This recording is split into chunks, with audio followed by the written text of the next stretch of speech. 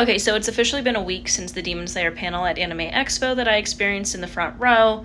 My voice is finally back up to par. I don't know why it took so long. I think it's because I was screaming at the top of my lungs for more than just that one panel, but it is finally time for me to talk about my favorite moments and what the experience was like. For those of you who don't know, Anime Expo is an anime convention in LA. It is the largest anime convention in the country, and they usually bring in quite a few Japanese voice actors, which brings in a lot of people because they don't usually do any other American conventions, maybe Anime NYC, but this year they brought in Natsuki Hanae, who of course is the voice of Tanjiro, among a lot of other things. He did 3 panels that day. I actually got to sit down on all 3. And he also went last year, so he really likes Los Angeles. He obviously went to Los Angeles in February this year. I got to experience that as well. I'm just feeling very blessed and very lucky that I've gotten to experience seeing my favorite Japanese voice actor in person twice. But we're going to talk mostly about the Demon Slayer panel just because obviously my account is dedicated to Demon Slayer. But overall, it was just such a fun time. The way we ended up in the front row was so amazing. There were some really kind people that had sat in the front row. They were in Twisted Wonderland cosplays, which was the first panel that Hanae-san was in because he voices a character in that game. And they saw that my friends and I were all in Demon Slayer cosplays and trying desperately to move up to the front of the room because they weren't clearing in between panels. And her boyfriend, and a couple of her friends offered their seats for Demon Slayer so that we could sit in the front row. So whoever you are, if you're watching this, thank you so much. I still look back and I'm like, I love kind people. Like, it literally made my day. It made my year. To be able to sit in the front row for that panel was just an experience I cannot explain. So let's talk about the panel. I'm going to try and go through this as quickly as possible because I know the longer these videos go on TikTok, the less people are going to see it. But essentially, the panel started with them playing the OP from Swords of the Village from start to finish, just as it does in the anime. And the crowd, the energy was so insane. Something I found really funny is that we were all shouting at the top of our lungs. And of course, 90% of us don't know the words to the song. We're just making noise because it's in a different language. And I remember, since I was in the front row, I saw one of the guests, Yuma Takahashi, the producer, was standing in the wings. I can only assume so were the other 2 voice actors, which of course Muichiro's voice actor was there as well, Kengo Kawanishi. And I can only imagine them listening to this crowd of people shout, singing, and not getting the words right at all, just making noise. It just made me laugh when I realized that they had to listen to that. But anyway, it started out with that. They brought the voice actors out. Everyone was very excited. They prefaced something by saying that Hanae-san actually had a sore throat. He was struggling quite a bit for this panel with his voice. We felt really bad. We were like, hey, you need to take care of your voice. It's kind of important. But he still opened up with Hinokami Kagura. Of course, as soon as he said it, the audience just lost their mind so much so that I don't even know the form that he said. He did say a form after he said Hinokami Kagura, but I could not hear him. The crowd completely drowned him out because they were so excited to hear Hinokami Kagura in person. And also, he kind of smiled when the crowd erupted and just said it, and I think he knew that no one could hear him, but it was just funny to him.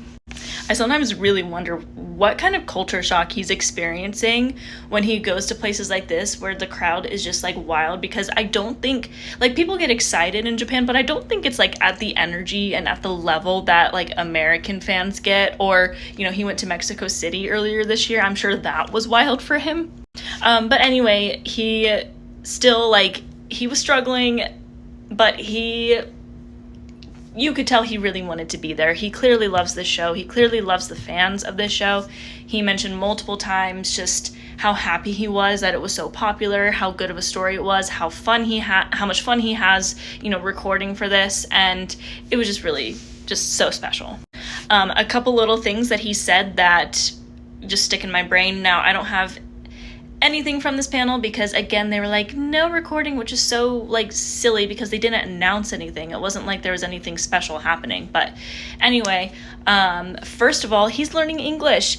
His English has improved a ton since February itself, where he only said a few things here and there in English. Like, he introduced himself in English and then he said, like, that was amazing in English. Here he was speaking full sentences, and it got to the point where I was with two friends that also were at the LA premiere, and we were looking at each other like, he's still going. And then he also explained that he actually is studying English and he intends to be fluent by Anime Expo next year. So, side note, he's going to Anime Expo again, I'm sure. I don't know if that's possible. You have to put in like 5 hours a day to become fluent in a language that quickly. And obviously he already has some experience with it, but he absolutely loves America. He said he wants to live here, which we were like, no, you don't. Like, don't come here. It's not, I mean, I guess a lot of people do come here from other countries. It's probably still better, but I mean, sure, come here. As long as you can still voice act in anime and live in America, like, sure, come here. But a couple other things he talked about. They, of course, talked about the season finale, and he said that he reread the manga over and over and over again to make sure that he truly understood Tanjiro's emotions with the scene.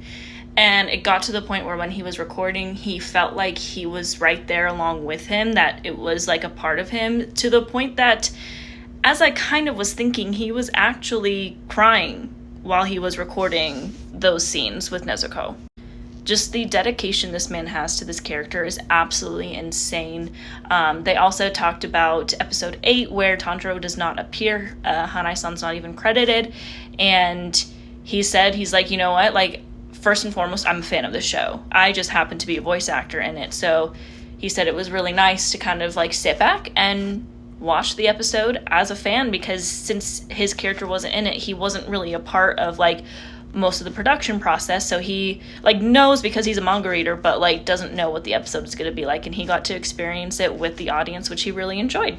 There was a lot of other things that happened. My brain is just focused on those few things. And then they played the Hino Kamikagura scene from episode 5, of course, Sun Halo Dragon Head Dance. They played the moment where Muichiro gets out of the water prison pot.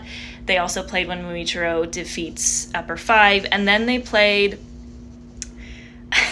the moment from when Tanjiro lands after getting kicked by Nezuko to right before Huntengu's backstory starts. I'm kind of glad they just kept it to that. I wish they'd also played the end of that little scene where he beheads him, because that was really incredible, but, you know, I did not need to see that whole thing unfold and just sob in front of my favorite voice actors. But, of course, the audience was absolutely screaming. They played the little preview for Hashira training when Gyu appeared on the screen. I actually got out of my chair. It was an out-of-body experience. I don't know what to say. I'm fairly certain I made eye contact with both voice actors a few times.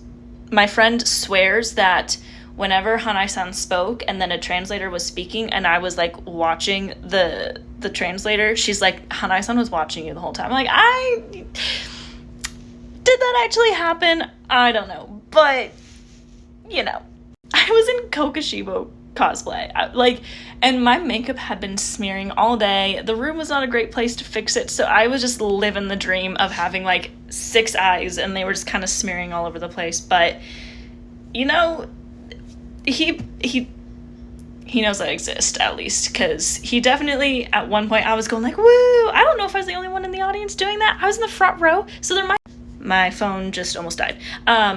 I don't know if I was the only one doing this in the audience. There might have been more, but I was going like this. He looked my way. I thought I made eye contact with him, and then he went like this. So, like, now I'm being a crazy fangirl. But anyway, it was such an amazing experience. You know, like, the LA premiere was amazing. It was so cool. It was wild. This is, like, a different beast because we sat on the front row, and, like, I know that they could see us. And that's, like, a crazy fangirl thing, but it's, like, it's kind of weird to think that he actually, like, saw me and my friends, and we were freaking the frick out the entire time. So I hope that we're not the weird Americans that he's talking about at home.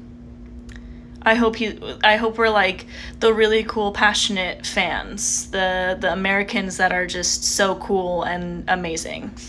Also, it sounds like we're getting more world tours, so please do your research before you go and see it and stop being whiny. Okay, that's it. Bye!